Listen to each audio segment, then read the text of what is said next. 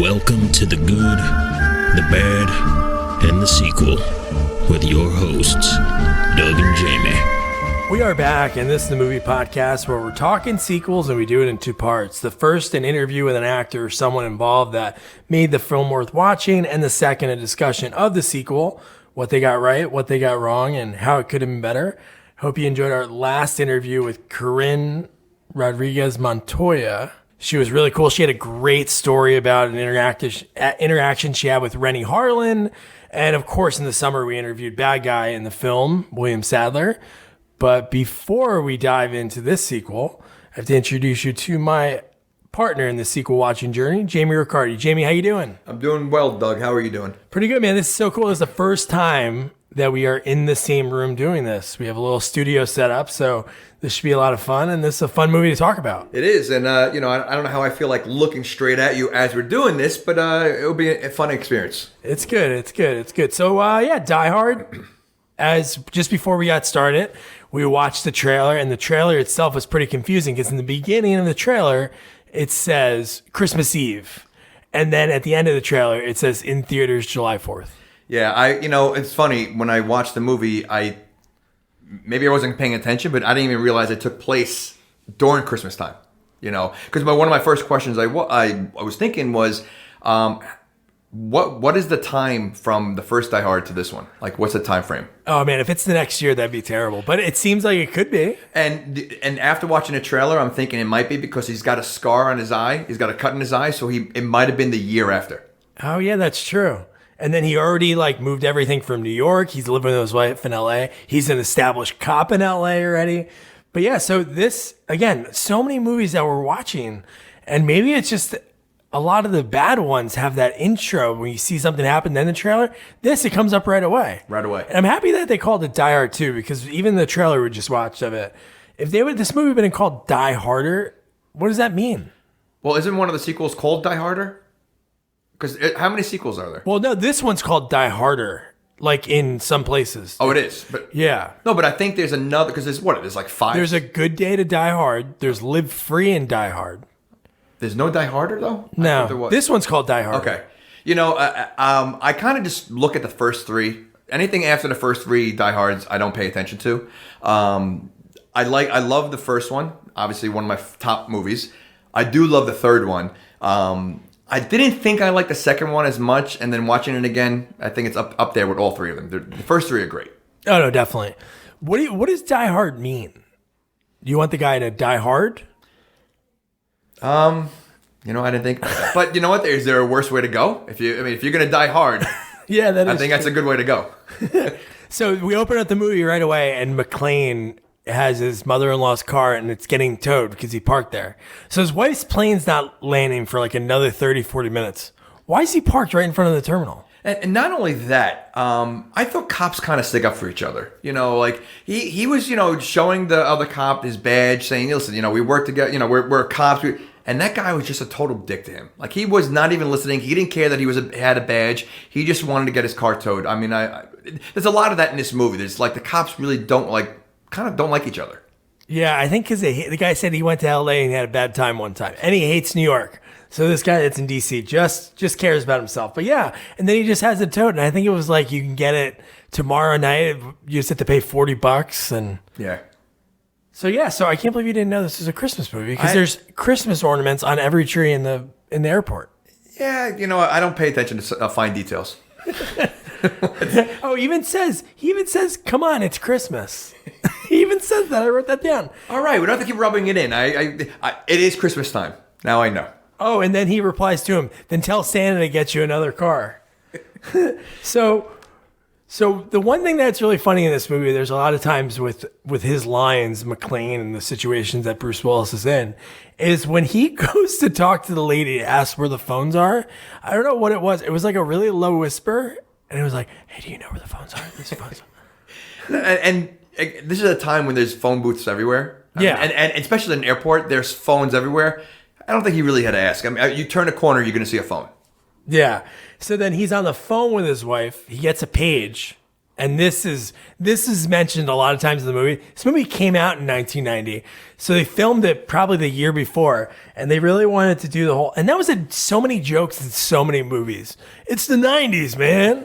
So in this one, she says, "It's the 90s. Microwaves, faxes, air phones." And air phones that have incredible connection. I mean, I can't even use my cell phone in my upstairs to talk to someone downstairs in my house, in the same house. They're talking with a great connection from the phone to the airplane, which is amazing. And he's more mind blown than a lot of movies when people come back from the past. He's like fascinated by that. He's like, how is this happening? And then right from there, he says, hey, you know what? When you get off the airplane, screw the kids. Let's get a hotel and let's just hang out, just you and me. It's like, all right, I get it, but this could be your first Christmas with the kids. Well, second Christmas with the kids again. So obviously they were going through something in the last movie. Well, which makes sense. Then it was probably a year later. So he hasn't been that intimate with his wife in a long time. You know, they were having issues in the first movie. So, when he gets it when he can. He gets it. So then we get to the part with William Sadler, who we interviewed already. So was that scene necessary that we're about to talk about? Because he's an incredible actor, and everything he does. But the first scene we see of him, he's totally naked. Yeah, and then I sent you this photo the other day. It was I was bored while working, and I was reading the script, and for some reason that caught my eyes when I was just scrolling through. I'm like, I wonder if that was in the script. No, it says half naked striker doing Tai Chi, and I'm like, when did it go from half naked to full naked? Who made that decision? Well, I've never done Tai Chi before, but maybe the movements in Tai Chi work better when we have no clothes on. Maybe. And I love when he's watching the TV. They're talking about Esperanza, who I'll bring it up now. I have it later in my notes, but doesn't he look like Kevin Kline with a beard?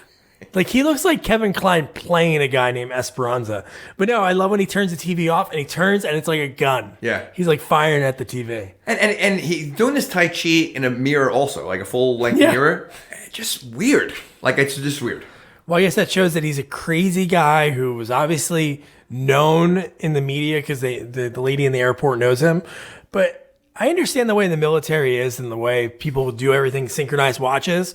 But are they really that good at like walking out of the hotel rooms all at the same time? It can't be that good. And they look so suspicious. I mean, when they're walking in the airport, I mean, they look so suspicious. No one bats an eye. This is Home Alone 3 all over again. Yeah, it really They're wearing all black. Why wouldn't they blend in and like look like regular people? Yeah, like travelers for the holidays. Like have a suitcase. No, the guy carries a present that McClane right away knew. But so let's talk about on the airplane, the people that are on the airplane. How about that old lady? The old lady. First of all, she reminds me of the old lady from Airplane. Like, oh yeah. The old lady. She has a stun gun. But I'm assuming you have to go through customs, or not like customs. You got to go through security. Oh, yeah. You have to go through the metal detectors. How do you get that on there? I guess this was probably pre 9/11, so it was fine to bring a stun gun on the plane. I've never heard of able to bring anything on the plane. Even back then. So that's kind of weird. And when she says that she tried it on her little dog, and the poor thing limped for a week, I'm like, ah. Yeah, I don't think old ladies should be walking around with stun guns. Yep, and they shouldn't drive. So Sadler's in the air, and this is pretty cool because William Sadler he was known at that time obviously because he just went against Seagal in Hard to Kill, but just seeing like two big, and even though like people think back Bruce Willis like, oh man, he's such a badass.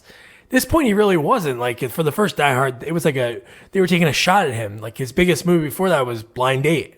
Like that's what he was known for. Moonlighting. He was on Moonlighting. Oh, Moonlighting, yeah. But then movie-wise, it was Blind Date. So then you have these two like kind of powerhouses bumping into each other, which is pretty cool. That part, I thought that was great because just the looks they gave each other. Yeah. And even Bruce Willis, his spidey senses went off as soon as he bumped into him. Like, something's not right. Yeah. He didn't know what it was. And Sadler looked like he was ready to kill someone. Like, he had that angry face when he was walking around. And Sadler just says, oh, no, I don't. No, because you have a face. He said, "I recognize you" or something. What did he say? Oh, yes, I get that a lot. Yeah, yeah. Oh, my favorite line of the whole entire movie is right here. Colonel Stewart, the lady from the news, who I thought was maybe a lady from the first one, but she wasn't in the first one. No. She just looks familiar. But when she comes up to him and she's like, hey, oh, Colonel Stewart, can I have a couple words? And can I have some words? And he goes, yeah, you can have two. Fucking you.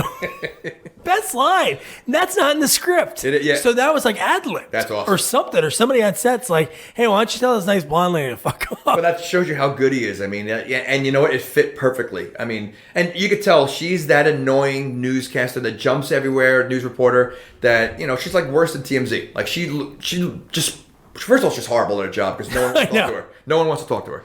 But yeah, that was awesome. So I wrote here, McClane is obviously a superhero. Oh yeah, this is the best part I love about Bruce Willis in these movies. He seems like he obviously, you know, he's not going to die because he's the hero, but there's so many times he's almost going to die. Every movie, he's always going to die. Yeah. Well, you know, talking about the old lady before, did you see the magazine she was reading? No. She was reading a magazine, and on the cover, in the inside of the magazine, it had Lethal Weapon with Mel Gibson and Danny Glover. Oh. I had a picture of them. So foreshadowing of that, I wish that, we'll fast forward a little bit and then come back. I wish the fight scene at the end was a Sadler versus Willis, almost like a Busey versus Gibson. That would have been, that's one thing I would have loved, but that's pretty funny that she was. Yeah.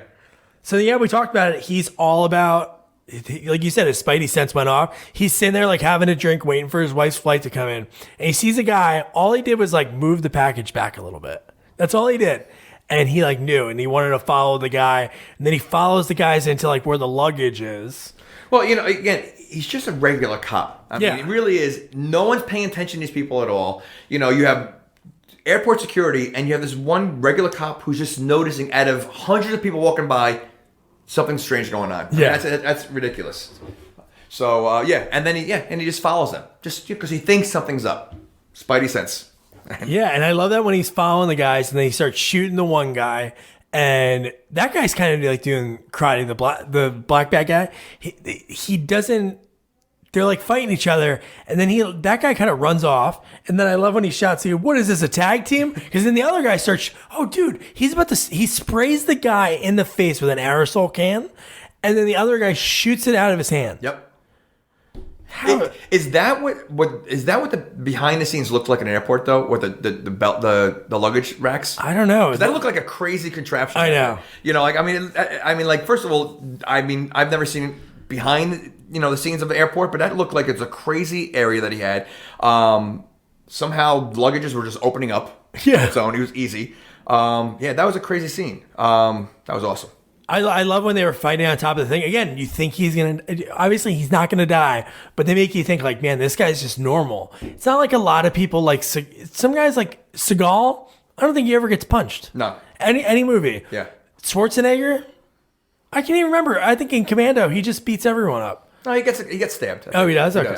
But when they're fighting, now you're talking about a cop. Most cops are lucky never to be in a shootout. Yeah. This guy, besides what happened in the first Die Hard, now he's getting machine guns a year later, still going at him. He's a regular cop. Like, can you imagine? Like, I mean, it's almost like he lives for it. Like he needs that like crazy action. I just think now that he did it once, it's like, I can do this. And then it just, obviously, it happens, 3 more times after this. Well, so they had the shootout at the conveyor belt with all the luggages. No one's working behind there? Oh, I know. There wasn't one employee that was working in that area. Yeah, those bags have to get stuck. There has to be someone. Yeah, there has to be someone monitoring or something. There was nobody there. Yeah, and the one guy, when he fights him, he gets electrocuted. Why is there, how could he get electrocuted right there? Bags go through there. Yeah. That guy's not that much bigger than a bag. Yeah. Put a bag sideways. But yeah, so that's the first guy he killed. And then I love when he's chasing the guy down. Why does he not ride the bike? He takes a bike and he tackles the one guy into like a bunch of the bags. But he's not riding it. He's just putting a foot on one side. Is that really helping you go any faster? Well, Bruce Willis in this scene basically commits murder. I know. On everybody. And doesn't he roll? Wasn't there something when he crushed someone with a roller or a rolling? Because I wrote down he's commits murder with a rolling machine. There was a rolling machine or something. Oh no, the conveyor belt. Yeah. I wrote down electrocuted because the guy looked like he got electrocuted and crushed at the same time. That's why I'm like, a bag is bigger than him. But he commits murder. He's a cop. I know. I mean, there's no like trying to like take them in. He was basically trying to kill them. I guess because he killed all the people in the last one, he's like, a year ago I killed 20 bad guys, so this is like nothing. So he's like a Dexter. He is Dexter. Okay, he's Dexter. So then one of the characters in this movie is probably one of the best character actors of the 80s, Thornburg. Dude, that guy was such a great dick in Ghostbusters, and he was a great dick in the first one, and he's a dick again. You know what? To me though, like the restraining order issue with Oh my God. But like, would you admit that? Like and he keeps telling everybody I have a restraining order. She punched me. Like he's like, I would not want to say a word about anything that happened. Like he first of all, he seems so afraid of her. Yeah. She punched him once. I mean, let's not like, it wasn't like she punched him he's really afraid of her. Like, yeah. Really, he's a wuss. And the best part is it helped her out because she got free champagne. Yeah, she did. Just for decking this guy. And why? I know he's based out of LA. Are they really frequenting the same spots? Like, what? He's that scared? Yeah. Yeah. Can you imagine him going to the judge and ask for the restraining? Or there's maybe a backstory we don't know about. Maybe she was stalking him. Maybe they were ex-lovers. Oh my God. That is pretty awesome. She wasn't with Bruce Willis for a while. Maybe. Oh my God. That'd be the greatest backstory. Him, of all people. So then we get introduced to Lorenzo. All right, so we're talking about. I was calling him Stipowitz in my notes. Yeah. Stipowitz from NYPD. Yeah. Okay. What a douche. Oh, I know. This guy. Now is he a captain? Yeah. Okay, so I'm gonna go back to like the police academy days. How does someone like him become a captain? He seems like he has no clue what's going on in anything. He just doesn't seem like a good cop at all. I know. Like he really like. I hated him. I really. I know. I know they're only characters, but I really hated him as a person, as a character. I just think he was horrible. He was the worst. Yeah, you know what's funny? He's always played a cop because he was when I interviewed Lance Kinsey from Police Academy. I looked on his IMDb. He was in a cop show in the early '80s, and he was on it. So this guy forever a cop, and he's great at it. No, when I say I hate him, I mean like I just hate his character the way he was. But he plays a great cop. He just played, but he looks like that cop. He looks like that old school cop. The cheesy mustache and And how many people die in the airport? Because he was fine with it too. Everyone there was okay with it. And even the people that see a dead body, I just want some realness when it comes to movies. Like when there's a dead body, show some panic or something, Like it's just... I wrote down this, and I'm assuming this might have been from Stipowitz, but I have a line, and I don't know if it was him. He said, "Let in your ass or shit in your brains." Was that him? Do you remember? I don't know, but that sounds. There's a lot of great lines in this movie. Yeah. So Pal, they have to give him a little cameo from the first one, the dad from Family Matters. So they work together now, which is kind of funny. So he's a desk cop finally after he shot some guy, and then so he calls him. So they got him in the movie a little bit. I guess they couldn't get him in because they weren't going to do it in LA, but it was still pretty cool callback. But he's he's that little side guy. He's the only one really that is on Bruce Willis' side. We talk about this a lot in movies where someone could do an amazing feat of saving everybody like Bruce Willis does in the first movie, and then they shit on him a year later. Like they forget, and in fact they're almost annoyed. Like, oh, you're the guy that's saying the Takatomi building or whatever. Yeah, something like that. Yeah. Nakatomi. Yeah, and they're almost like annoyed, like he's like a show off. Yeah. Like really, this guy was on on vacation or looking for his wife, and he was stuck in that situation, and you're gonna be angry at him for So that's the same thing. So I think Winslow is the only one that really believes in him. He's misunderstood. I know. And you know what? I'm telling you, this script was written by, I forget the guy's name, so if he's listening, I'm sorry. But Steven D'Souza, who wrote the first one, came in afterwards and helped punch it up and add things. And he's great at one-liners. Think of the first one, how many one-liners that are amazing in this movie. What Pal says to him, you call him Winslow, I call him Pal. What he says to him over the phone, you're not pissing in somebody's pool, are you? I wrote that down. So he goes, pissing in someone's pool because I'm fresh out of chlorine. Yes. Oh, yeah, and then I have that right underneath. Yep. So that part's great, too. When he gets when he goes up and he's like, oh yeah, I gotta get the prints. Hey, we usually do that at the morgue. They let him, a guy they don't know, even though he shows a badge, unzip a dead body in a body bag, take his fingers out, and do his prints. He definitely has he does whatever he wants in this movie, and really no one's the only one that tries to stop him is Stipowitz. I know. And then after with the paperwork, don't forget what Bruce Willis said. Just the facts, man. Yeah, like Joe Friday, because he's like an old school guy. Yep. But yeah, they had to write in that line that the girl wanted to bone him because she was like, I get off at 5. Yep. And he's like, just the facts, man. Just the facts. So, oh, dude, and then there's 2 young actors in this movie. Robert Patrick. Did you notice the other one? They only show him, I was hoping later in the movie, the first time they show him, he calls Sadler and he's like shutting off the power. John Leguizamo.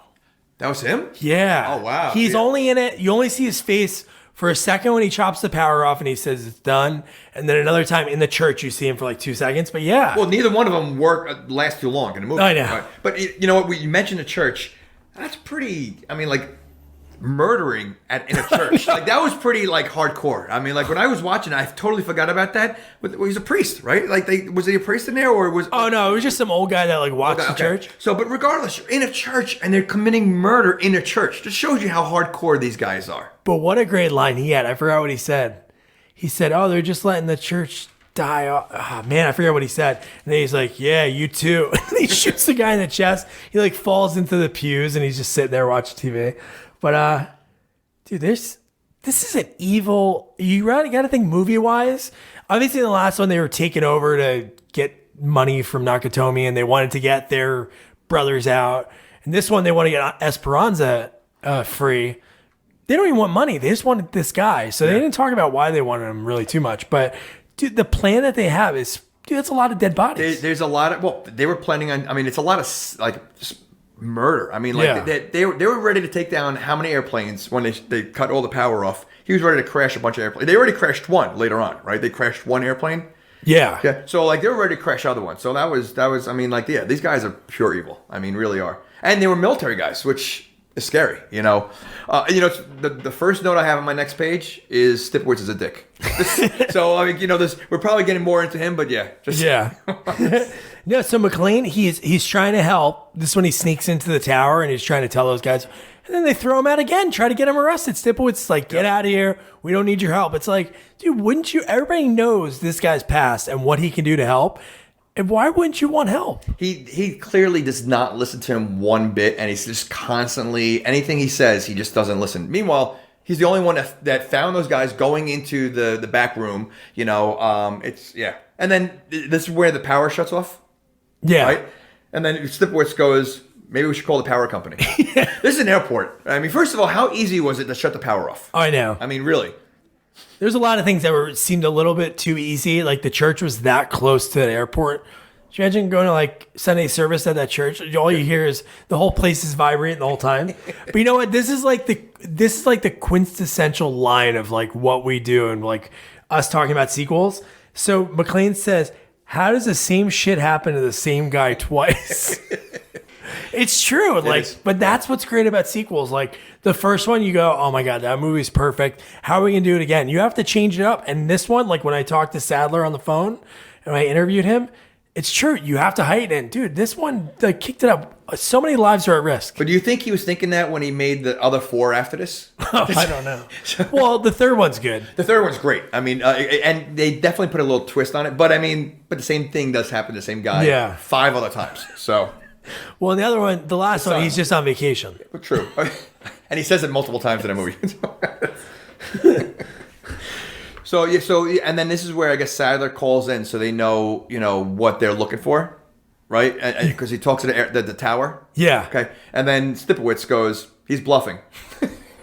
I know. The guy just shut down the entire airport. He's bluffing. I think that is a sign that he's not bluffing, that he's able to shut down the whole airport. And he's controlling the airplanes that are up in the sky. Yeah, and how is he a captain if he's just going to like tell this guy, yeah, screw that guy. We'll just test him. He's worse than Lassard. Yeah, he is. That's why Stipowitz should never be a commandant. which we never figured out what a commandant really is.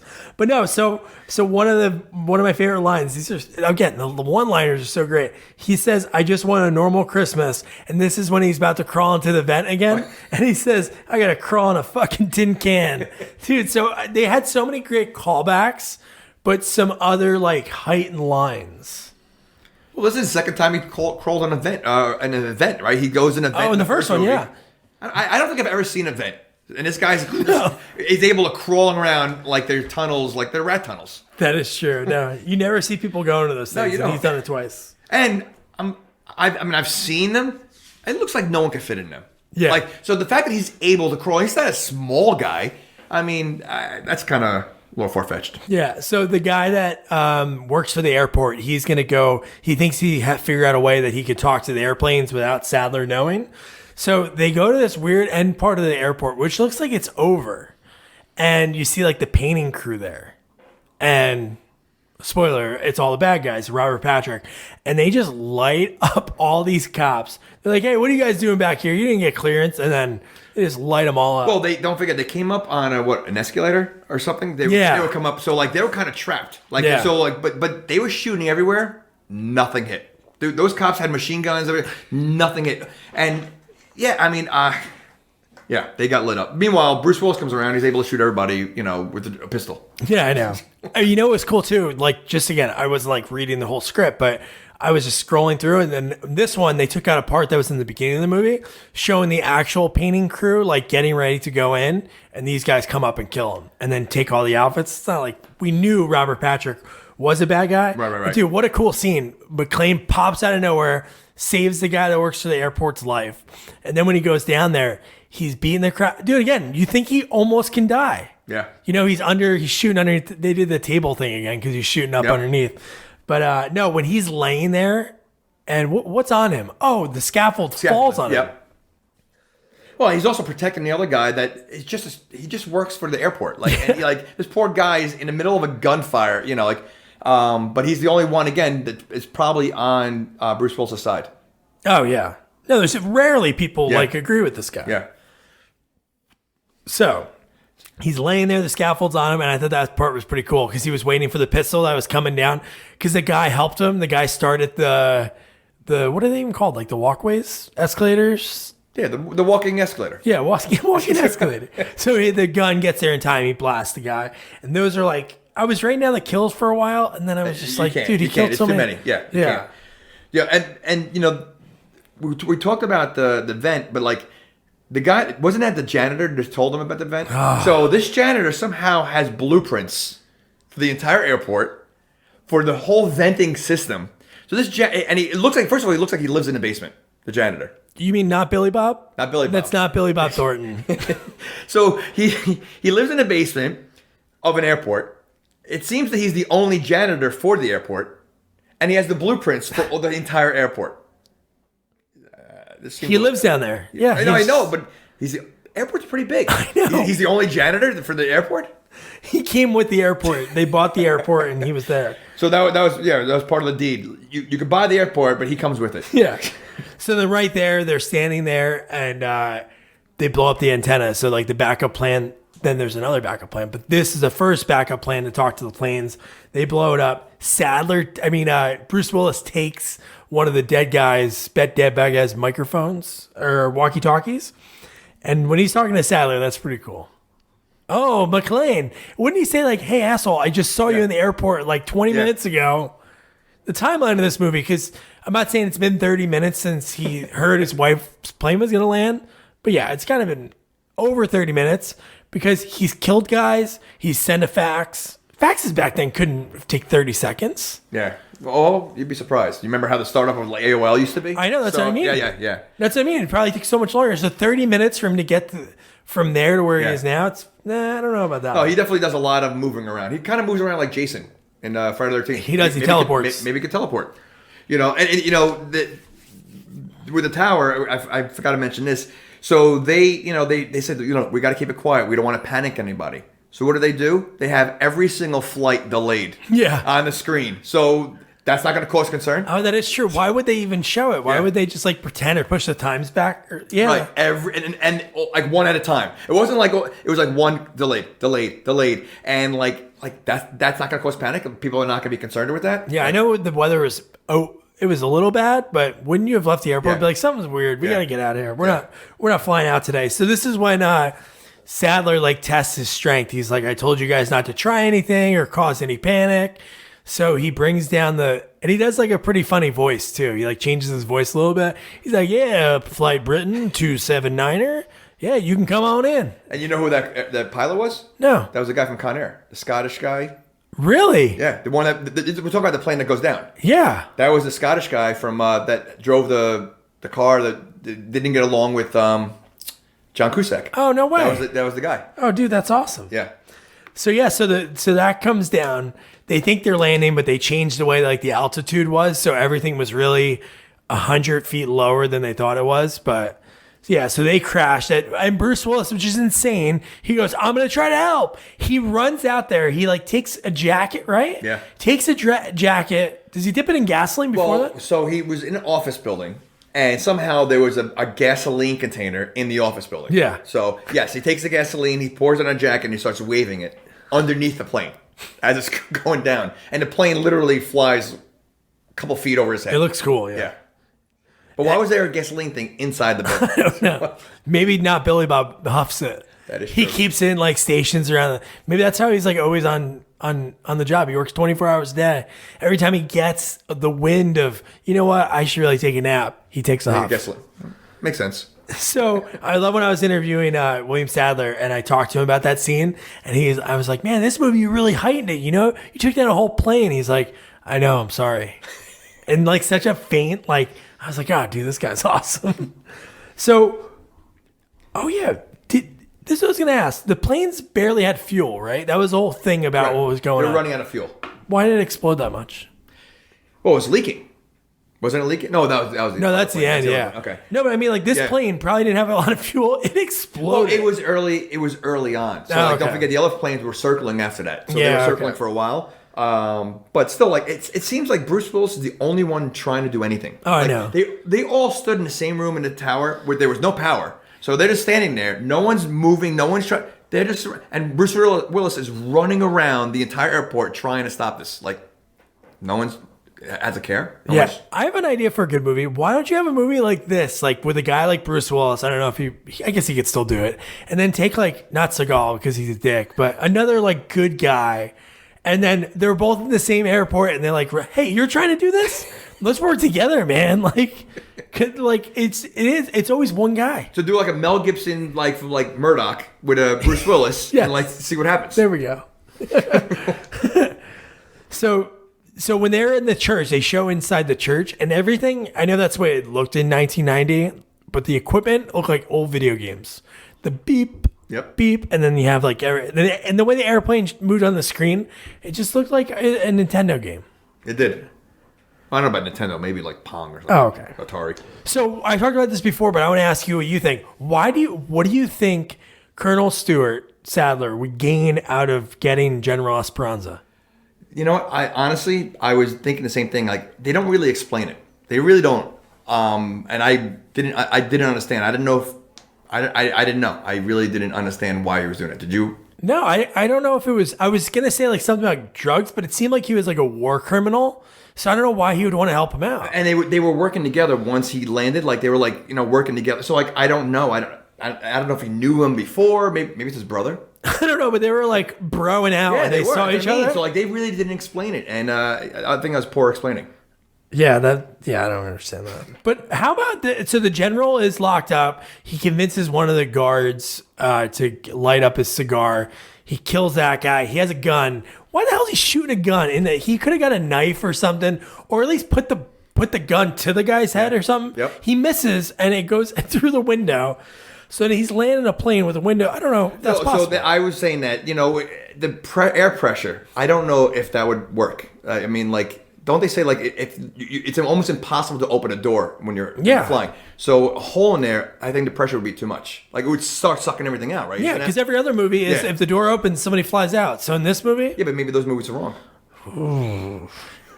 maybe Joel Silver knows airplanes. He did own an airplane for this movie, which is pretty cool. Because wherever they were filming, it seemed like there was not a lot of snow. So they would chase snow. They would go to different airports and different runways just to get snow. So they filmed a lot of it in Denver. But Well, yeah, the guy owned an thing airplane. coming through that hole was snowflakes. I know. So, So cheesy. and now all this time, there's obviously a lot, call them terrorists, I guess, but Bruce Willis is still just running around with a pistol. I know. That's it. Just a small gun. Knowing that these guys have machine guns. How come he never, goes a little more? This is what makes no sense. Why, especially in the airport? I know that like Lorenzo doesn't want to help him out, and the other cops don't want to help out. But do they have any more arsenal? Because later in the movie, it seems like they're pretty helpless. Well, didn't they all die when they went up the escalator, and that was their SWAT team? I know So- that was like I know that was. Yeah, why didn't he take any of their guns? Yeah. He likes the pistol. And why does he always yell? Bruce Willis is always yelling when he's like either being chased, if he's being shot at, he's always yelling. Maybe he has a hearing problem. That's how he can figure I it didn't out. think about that. So I wrote down here. So I wrote McClane is doing everything to get onto this runway. Oh, this is when he's going after Esperanza. This is pretty Yes. cool.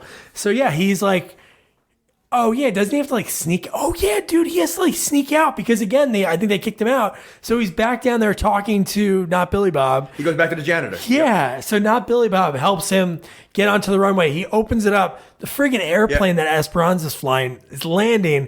That's what I don't understand. Why wouldn't he have just waited for it to go over until? No, he had to go before the plane, and it almost ran him over. Now this is where he goes in the plane, right? Or is it? He goes, Oh, dude, this is awesome. So, okay, so when they show grenades, when someone pulls a pin and they throw it pretty much on impact. I know. Usually, he had time. He had a lot of time when his grenade landed. And there were stages of them getting thrown. But I love when the Esperanza guy doesn't even say the word freedom. He says like some kind of line when he opens up the door. And then he's like, not so fast, asshole. And he like punches him in the face. And then they start shooting at him. Yeah. And then you're right. So they said, how many? He's like, McClane, I'm guessing that's you in there. And then Sadler instructs all of his guys. He goes, how many grenades you got? And they say 3. So they basically have 9 grenades and they throw them. They throw him in there. He has time to notice it, get up, sit in a chair, strap himself in, and shoot himself out with an ejector seat. That's a lot of time. I know. And then that is I love the way that looks when he's flying in the air. That looks so awesome. And he's screaming again. Yes, he is. And all this time now, we're like almost near the end of the movie, and Stipowitz is still being a dick. I know. I wrote that down again. I wrote down him being a dick about 4 times. Yeah, but when his tune does change, which will be in a little bit. But so McClane, when he finally lands the parachute, and this is about the same time that Look Who's Talking came out, the voice he used for a guy that screams the whole time, he sounded like a little kid when he was like, "Where's the door?" Just to get out of that. It just reminded me of that movie. So now back to the airplane. You got Dick Thornburg, which his name is Richard Thornburg. So yeah, he's a dick. Yes. So he is on a cordless phone. I wrote that down. Were they around in 1990? I don't think so. 'Cause I wrote the same thing. He's on a cordless phone. And yeah, I know. Maybe in residential homes they could be around, but on an airplane? Yeah, I know. I don't think so. And he's on the phone with the newsroom, so he's in the crapper, he locks himself in, and then he causes so much panic just when he goes on the air. People are going ape shit, right? Why the hell would you? If I'm in an airport with my family, there's bags everywhere, we have a bunch of luggage, and I hear what he's saying on the news, I'm getting the hell out of there. People are holding their baggage. He's such a douche. But that's what he does in the first movie, too. No, I know. He's such a douche. He's... what was he trying to gain from that? Just to get the story? I mean, like, I don't know, like, what was his end plan? I think it's that. He wants to be the next Tom Brokaw or something. So John Amos is in this movie, and he plays a pretty cool role. And again, great lines. He says, McClane, we don't need a loose cannon. We're not here to jerk this motherfucker off. What is that? What does that mean? Yeah. No, he came in with like tough as nails, and he was ready great. to go. Yeah, no, he was good. And then, so the airport employee And he goes to McClane. He goes, I think I know where they're hiding out. So they finally found the church. So he's sneaking around. He's peeping around. And then his wife calls him from the airplane. And his beeper goes off. And that almost gets him killed. But, dude, what a cool fight scene. So they have cordless phones on the plane, but he's got a beeper. But yeah, is this the fight scene when he's just rolling around with the guy like multiple times? Oh, with the knife? Yeah. Yeah. They're rolling around the outside. Yeah. But these are the kind of fight scenes I like because they kind of trick you. Because this guy's a knife, and he has the knife on his chest, so you're thinking it's going to be the old turn the knife, put it in the bad guy's chest. No, he rips an icicle off and jabs it in his eye. What kind of strength do you think Bruce Willis has? I mean, this guy's holding a knife ready to stab him. He's able to scope the area. So, like, you know, not even like stare at where the knife's coming. He's looking around what he can use as a weapon as the guy's about to thrust a knife in his chest. And he somehow is able to notice that there's a pointy icicle that he can use as a weapon.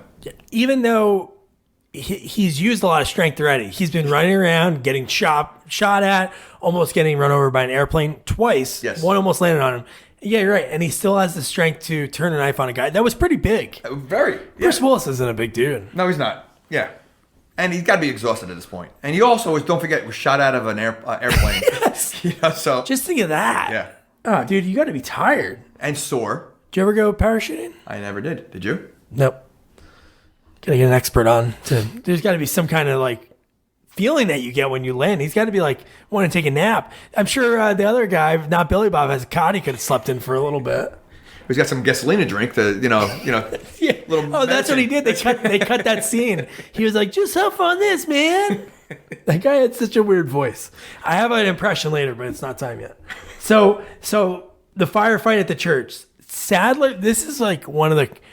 I've seen this movie before, so I knew it was going to happen. But so when he tells the guys, "You know what to do," and then they change the magazines from red to blue, and at first I'm like, I forgot why they did that. I know, but it was so weird. I'm like, I should like remember Yep. like exactly what happens. Yep. And then they just start shooting each other. And you just see one guy shoots the other one. Everything's shooting. Yep. Right? Everything looks like it's shooting, but nothing's happening. Nobody's I getting thought that was a very cool scene, though, because I did forget why. So I thought that was pretty cool, the reason why they did that. So do bad guys in most movies use this? Because they never hit the good guy. Well, I think they use it on the A-Team. If you ever watch the A-Team on TV, no one ever dies, so they probably use the wrong ones. They meant to use the red ones, but they always use the blue ones. They always shoot at the ground and then just like the smoke comes up or they miss. Yeah. So the snowmobile scene's pretty cool. I do like that. There's a lot of cool action scenes. Oh, definitely. Really cool stunt work. But yeah, McClane shoots a guy off this friggin' snowmobile. So, and then the guys are on the snowmobiles.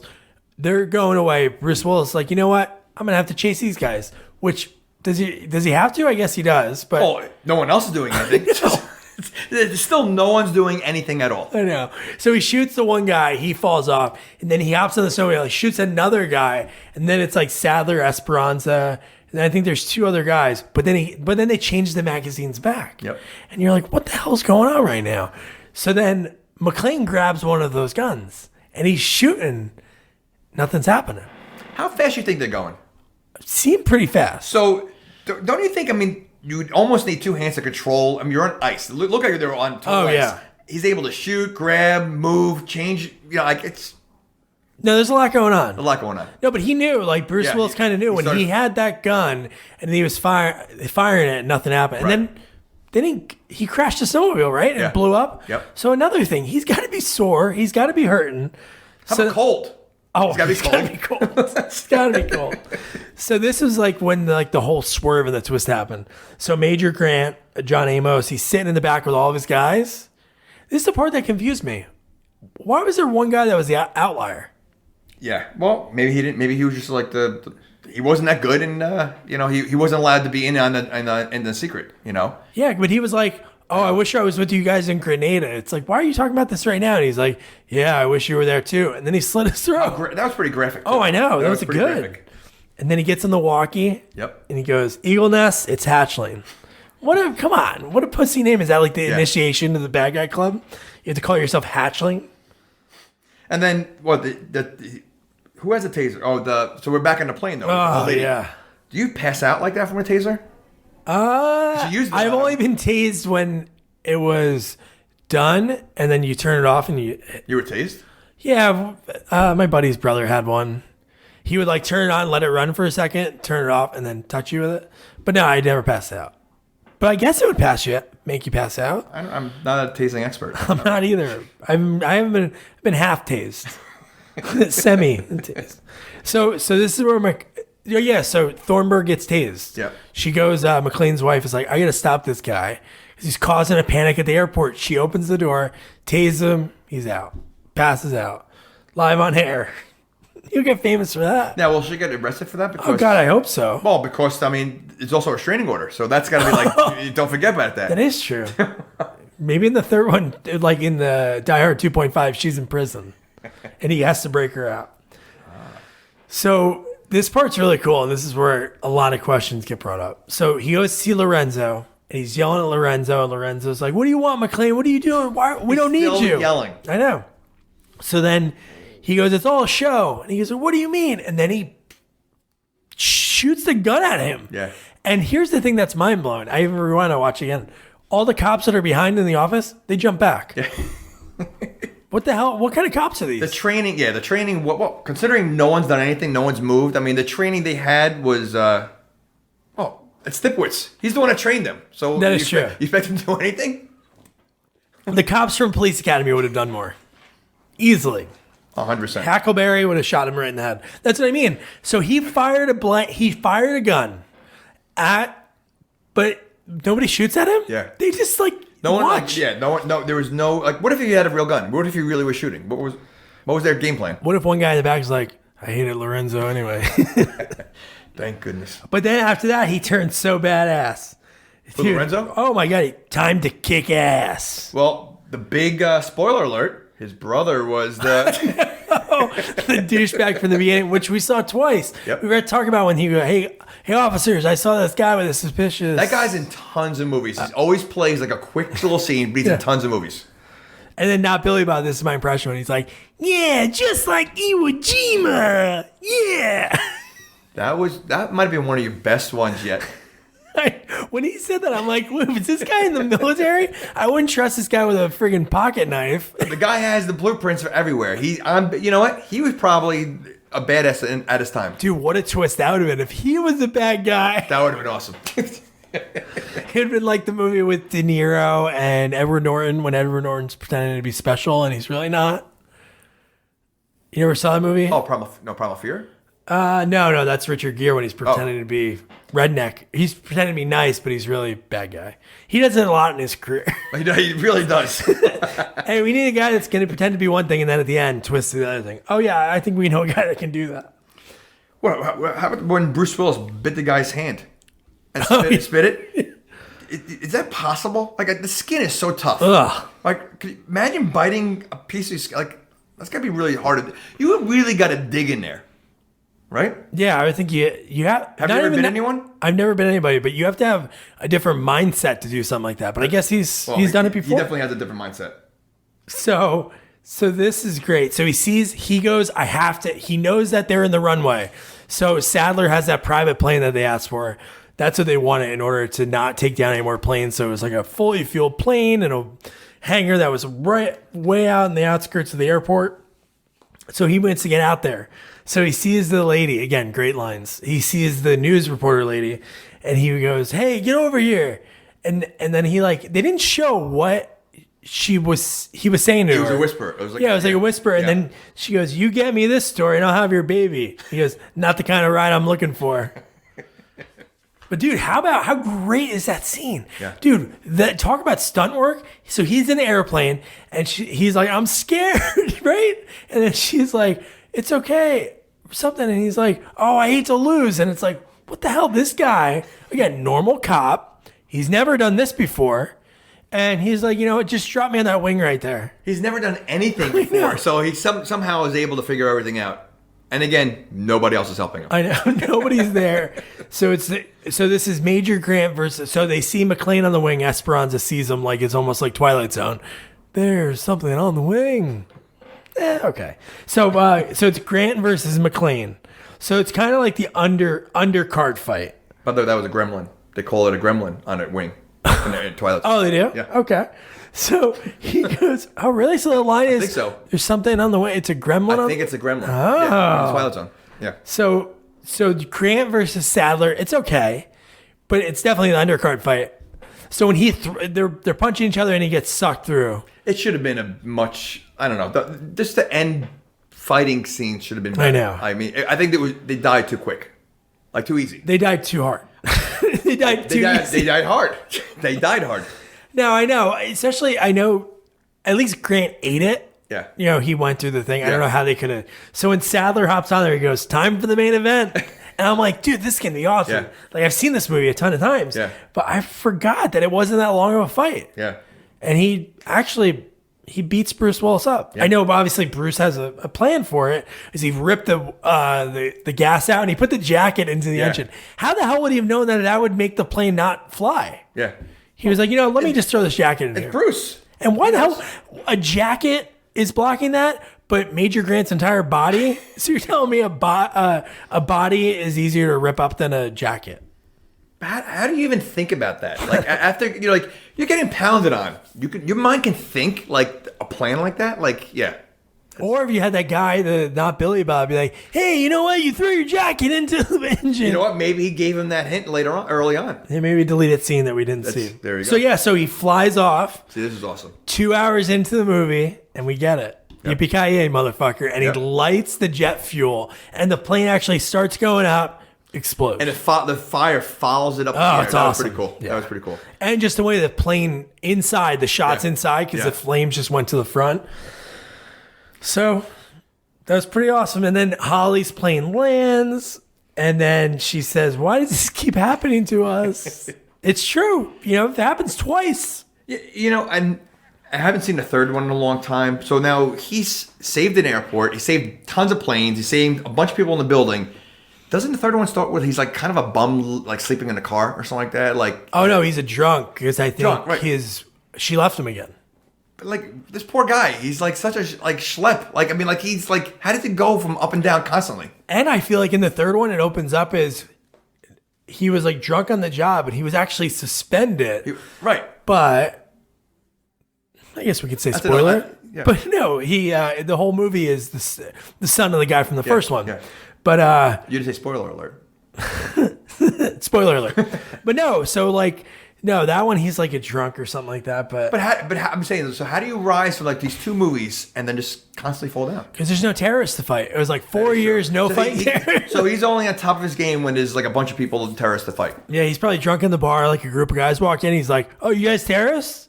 No, we're not." Give me another beer. Shit. So then, not Billy Bob drives the McLeans off into the sunset, and then that's it. The thing that pissed me off that I can't believe, Sadler was billed 6th in this movie. I know this is like his second big movie, third big thing, but what? Why was he 6th? Who was ahead of him? Oh, William Atherton, the Okay. dick guy. The wife was billed 2nd. Winslow. John Amos was billed just before him, I think. Which I get it, but what else was John Amos Was in? it by alphabetical order? First No, it name? wasn't. Okay. No, it wasn't. Because Willis was first. No, first name. Bruce. Bruce. No, it wasn't that because William. Then he would have been last. All right. But no, so that was kind of weird. But yeah, so that was Die Hard 2, the Christmas movie that Jamie did not realize was a Christmas movie. Do they all take place during Christmas? No, not the next one. The next Okay. one's in like the hot of summer because Samuel L's like Okay. sweating the whole You're time. right, okay. But no, so Jamie, what did you think of the movie? Definitely watchable. I mean, like I said, the first 3 Die Hards are awesome. If you haven't seen it, which I can't believe no one's ever seen Die Hard 2, but if you haven't seen it, absolutely watch it. Just if you want a good action movie, you want a typical Bruce Willis with tons of one-liners and great action, you got to watch it. It was great. Is there anything you would have changed? Honestly, I think you showed all this naked Tai Chi in the beginning of the movie. I think a better fight at the end. Yeah. I think almost blowing up a plane with all the bad guys on it was kind of a cop out. I think just a better one-on-one.